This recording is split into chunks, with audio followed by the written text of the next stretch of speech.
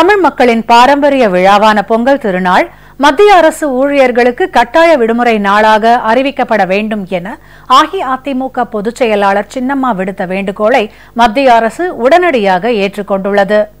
பொங்கல் திருநாள் விருப்ப விடுமுறையாக அறிவிக்கப்பட்டதை மாற்றி தற்போது கட்டாய விடுமுறை நாளாக அறிவிக்கப்பட்டுள்ளது.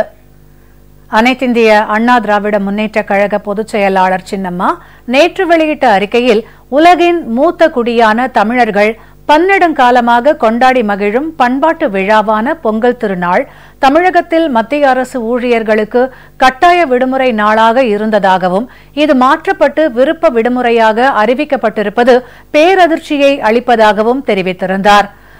பொங்கல் திருநாள் என்பது தமிழர்கள் ஜாதி மத உணர்வுகளுக்கு அப்பாற்பட்டு கொண்டாடும் சிறப்பு வாய்ந்த விழா. இந்த விழாவை அனைவரும் குடும்பமாக கொண்டாடி மகிழ விடுமுறை அளிப்பது மத்திய அரசின் கடமை.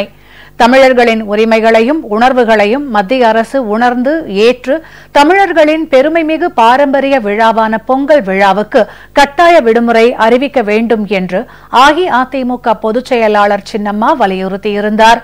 இந்நிலையில் சின்னம்மாவின் கோரிக்கையை உடனடியாக மத்திய அரசு ஏற்றுக்கொண்டுள்ளது.